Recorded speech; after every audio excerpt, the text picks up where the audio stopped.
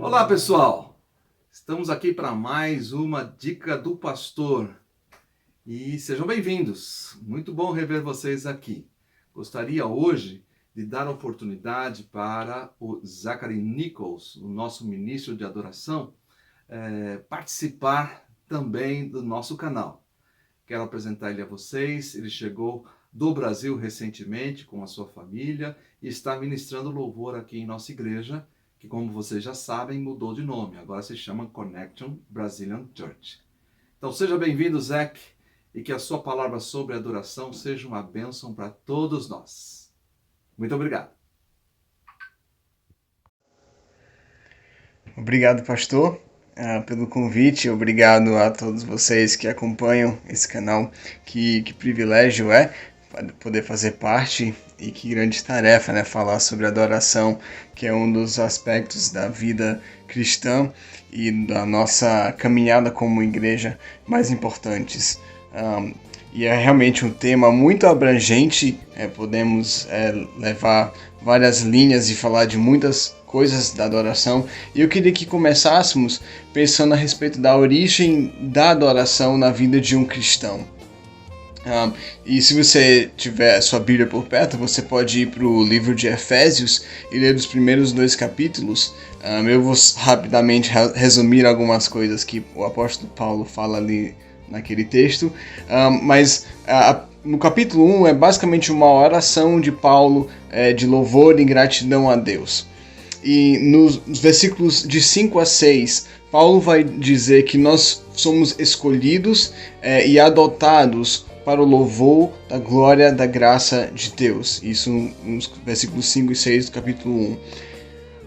Daí, dos versículos 7 a 12, ele vai falar que nós fomos redimidos e feitos herança para o louvor da glória de Deus.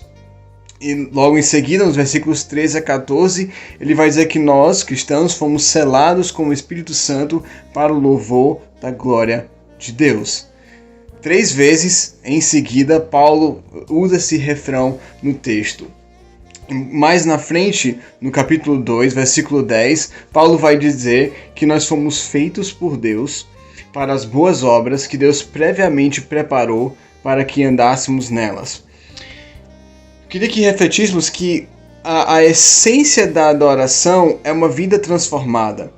Nós adoramos a Deus, nós fazemos aquilo que agrada, que glorifica a Ele, porque nós fomos transformados por Ele. Foi para esse fim que Ele nos salvou. Como diz esse refrão no livro de Efésios, naquele primeiro capítulo, aquelas 3 vezes que ele repete, ele quer martelar isso nas nossas cabeças. Nós fomos salvos, nós fomos escolhidos, nós fomos selados para a glória de Deus.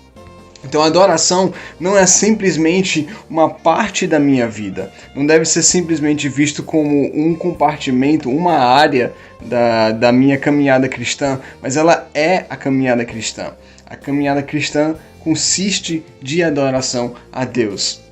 Então não é bom que façamos a distinção entre adoração e as outras áreas da minha vida. É tudo junto, tudo misturado. Eu devo adorar a Deus no meu trabalho, devo adorar a Deus na minha escolha de entretenimento, eu devo adorar a Deus se eu estou com amigos não cristãos, se eu estou no culto. Tudo é adoração. Mas, falando de forma específica, de uma das formas que nós adoramos é o culto público. É onde você tem uma comunidade de cristãos que se reúnem para juntos adorarem a Deus. E o termo formal disso é culto público. Muitas vezes, né, esses nossos cultos costumam ser nos domingos, mas nem sempre, não para todas as igrejas, né? E para a adoração em culto público, assim como as diferentes outras formas que nós devemos adorar a Deus, nós recebemos algumas diretrizes. Deus nos deu algumas diretrizes. E é importante sempre lembrar que quando não adoramos a Deus da forma que Ele requer, da forma que Ele manda, que Ele deseja que nós adoremos a Ele, as consequências são muito graves Nós vemos exemplos disso no Velho Testamento, pessoas morrendo ao tocarem a Arca da Aliança, que era o símbolo da presença de Deus no meio do povo. No Novo Testamento nós vemos no livro de 1 Coríntios pessoas que adoeceram e morreram porque não estavam respeitando a ceia do Senhor e adorando a Deus através da ceia da forma que Deus tinha estabelecido.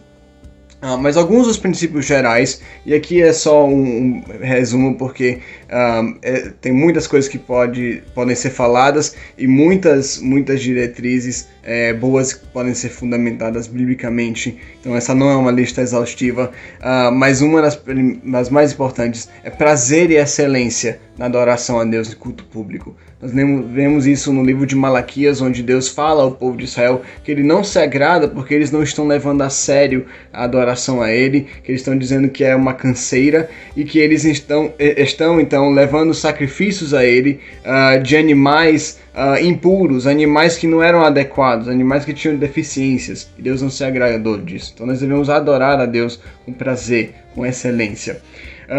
A segunda coisa que nós precisamos lembrar é que nós devemos adorar a Deus com ordem, decência e compreensibilidade. O livro de 1 Coríntios, ele tem vários capítulos pro finalzinho do livro a respeito disso, principalmente os capítulos de 12 a 14. E Paulo lhe deixa bem claro que os nossos cultos devem seguir uma certa ordem. Elas não devem ser bagunçadas, elas não devem ser cheias de expressões que ninguém entende. Nossos cultos devem ser compreendidos por todos, porque nosso Deus é um Deus que se faz compreendido, que se faz entendido, e nós nos nossos cultos devemos então ser assim também. O terceiro princípio é que os nossos cultos públicos, a adoração ali, deve ser recheada da palavra de Deus. O livro de Colossenses, capítulo 3, versículo 16, vai falar justamente a respeito disso, que a palavra de Deus habita ricamente em vós. E aí ele vai falar ali que nós devemos cantar hinos e salmos e louvores a Deus. Então a adoração, ela inclui a música, mas ela não está limitada à música. A música é simplesmente uma das formas que nós podemos adorar a Deus. Mas seja com música ou nas outras áreas, devemos estar sempre recheados da palavra de Deus. Transbordando a palavra de Deus, transbordando o Evangelho. E o quarto ponto que eu queria fazer a respeito de adoração é que deve reconhecer o gama de emoções humanas, o culto público deve reconhecer o gama de emoções humanas. Quando nós lemos os Salmos, que é basicamente o inário do povo de Israel, era o inário do povo de Israel, nós vemos que Davi e os outros salmistas expressam várias emoções. Não é sempre alegria. Nós vemos, por vezes, angústia, nós vemos medo, nós vemos preocupação, nós vemos sensação de perda ali. E precisamos lembrar de que todas essas coisas fazem parte da nossa vida e nós precisamos adorar a Deus em qualquer uma dessas circunstâncias e levar essas emoções a Deus. Então, não é errado no culto público, então, você falar sobre a lamentação, falar sobre a tristeza e a dor e como lidar com isso de forma bíblica. De novo, voltando àquele ponto de tudo ser alicerçado na palavra. Esses são alguns pontos a respeito algumas observações a respeito da adoração e no culto público. Espero que possam servir de ajuda. De novo, é um tema muito grande, tem muito mais a falar, mas aí é um tira-gosto, uma pequena parte. Muito obrigado.